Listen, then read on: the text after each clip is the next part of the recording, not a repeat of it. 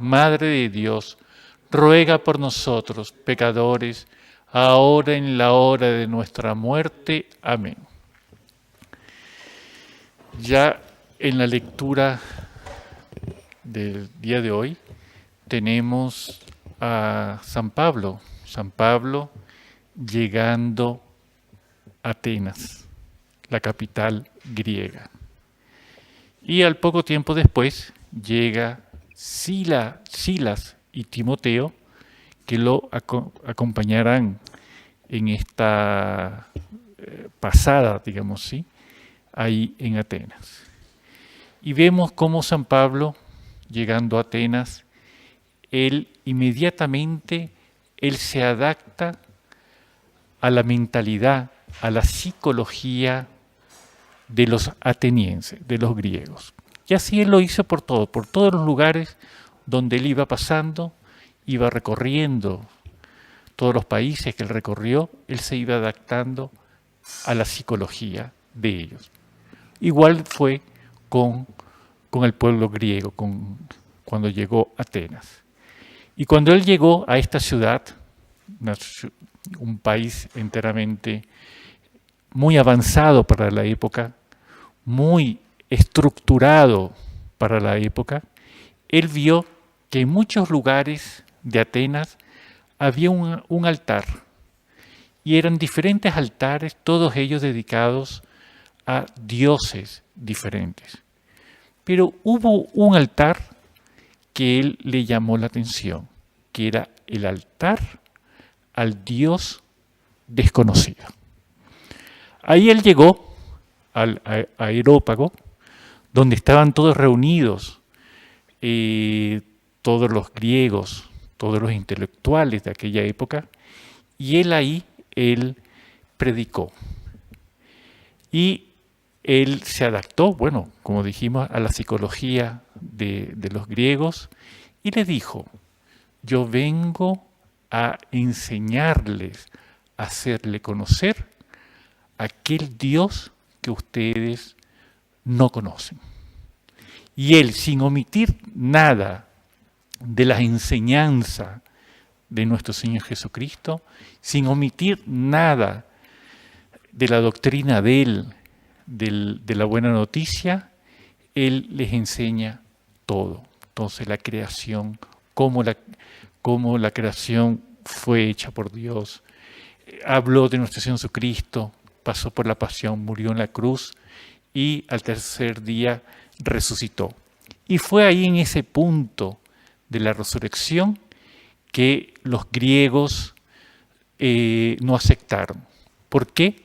Porque simplemente ellos no creían en la resurrección. Tanto así que le dice San Pablo: hasta aquí llegamos, será otro día que vamos a continuar hablando. Y ahí se fueron, se levantaron, se fueron.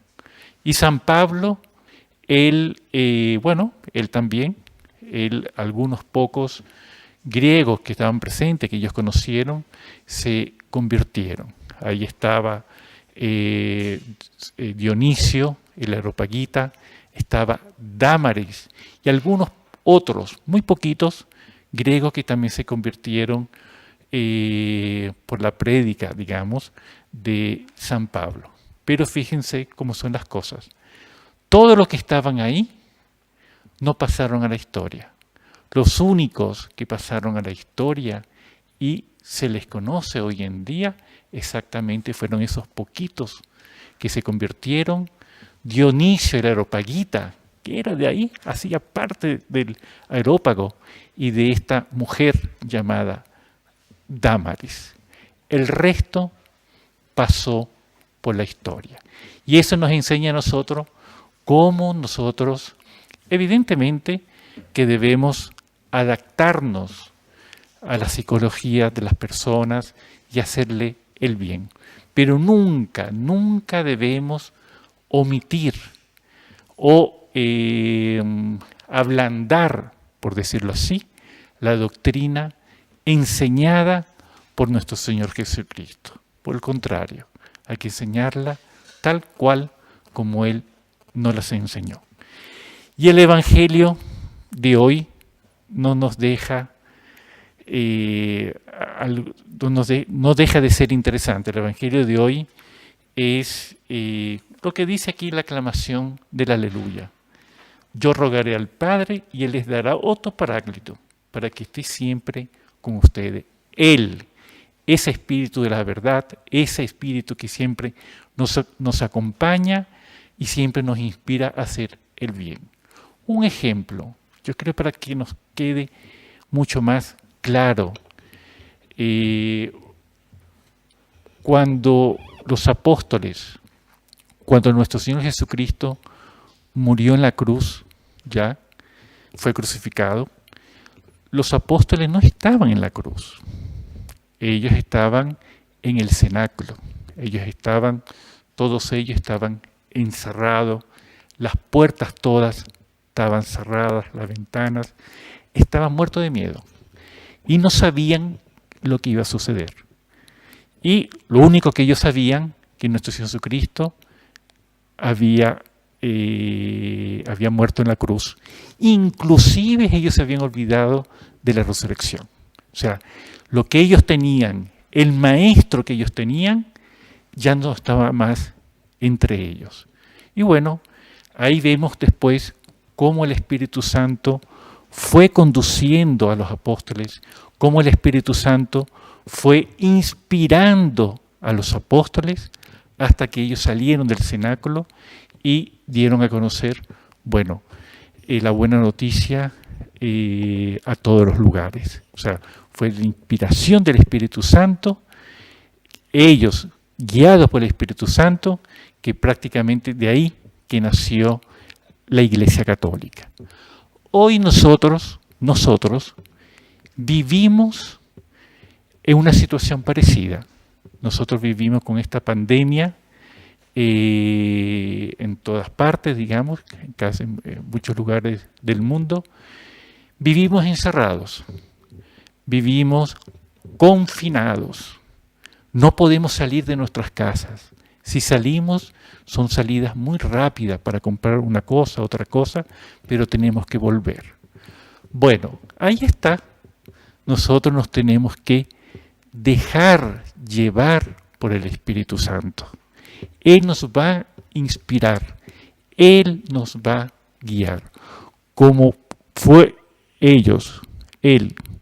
guiados por los apóstoles, digamos, el Espíritu Santo guió a los apóstoles, nosotros también seremos inspirados y guiados por el Espíritu Santo. Dios de este mal va a sacar un bien. Es una prueba por la cual nosotros estamos pasando, pero de esa prueba, de ese sufrimiento que nosotros estamos viviendo, Él va a sacar un bien, y un bien a favor de nosotros, de todos los hombres. Y claro, por ejemplo, muchas veces ahora que no estamos pudiendo salir de nuestras casas, salíamos, entrábamos, pero hoy en día, bueno, nos obligamos a estar en las casas y muchas veces nos fijamos en cosas que no nos fijábamos antes. Contemplar un paisaje, contemplar un atardecer, en fin, una simple flor. Una flor que lo podemos tener en nuestra casa, en nuestro jardín, en un macetero, una flor bonita. O justo nos hicieron llegar un ramo de flores, flores bonitas. Bueno, agarremos una flor y agarremos los pétalos de esa flor y la vamos a exprimir. La exprimimos con fuerza. ¿Y qué va a pasar con esa flor? Bueno, exprimiéndola, ella va a exhalar un olor, y un olor agradable que va a tomar la sala, el salón donde estamos. El hombre es así. El hombre en la prueba, en el sufrimiento, da lo mejor de sí. Y da lo mejor de sí, ¿por qué? Porque el Espíritu Santo lo asiste, nos inspira y nos guía. Y es en el sufrimiento que el hombre da lo mejor de sí. Alabado sea nuestro Señor Jesucristo, por siempre sea alabado.